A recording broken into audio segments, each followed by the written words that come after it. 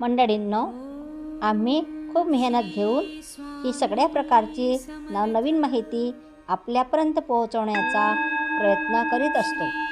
तरी आपण सबस्क्राईब करून, लाईक करून, शेअर करून सहकार्य करावे ही विनंती. मंडळींनो, आजच्या व्हिडिओमध्ये आपण गुढीपाडवा हा सण का साजरा केला जातो,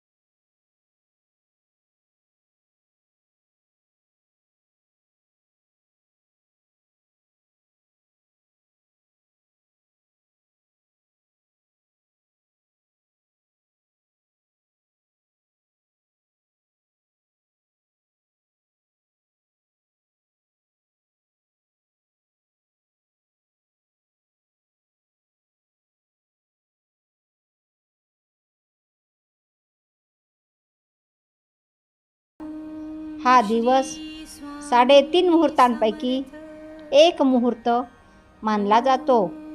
या दिवशी दारी उभारलेली गुढी हे विजयाचे आणि समृद्धीचे प्रतीक मानले जाते.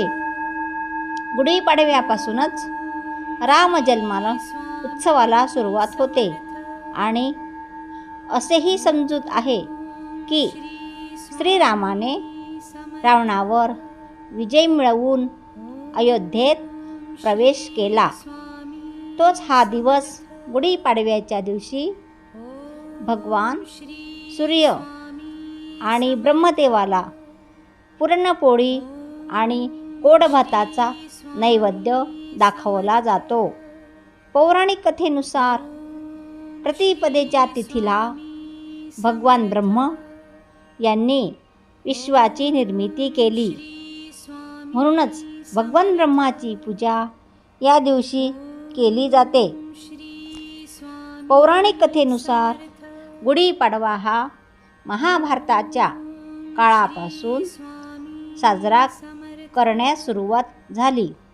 कथा अशी आहे की महाभारत काळामध्ये उपरीचर नावाचा राजा होता आणि त्याला इंद्रदेवाने एक कळकाची काठी दिली होती आणि इंद्रदेवाच्या आदराप्रित्यर्थ या उपरीचर राजाने आपल्या महालासमोर जमिनीमध्ये ही काठी रोवली आणि दुसऱ्या दिवशी ह्या काठीची पूजा केली आणि हाच दिवस म्हणून हिंदू नववर्षाचा पहिला दिवस म्हणून मानण्यात आला. मंडळींनो, आता आपण गुढीपाडवा साजरा करण्याचा वैज्ञानिक दृष्टिकोन पाहूया. आजचे युग हे विज्ञानाचे युग आहे.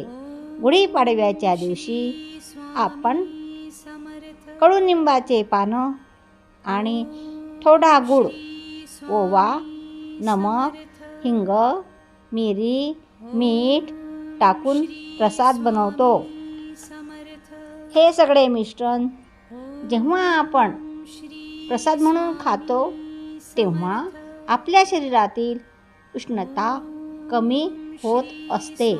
उन्हाळ्यामध्ये तापमान वाढल्याने शरीराला उष्णतेचा त्रास होत असतो. या निमित्ताने गुढीपाडव्याच्या दिवशी आपण कडुनिंबाच्या पानाचे सेवन करतो. धन्यवाद.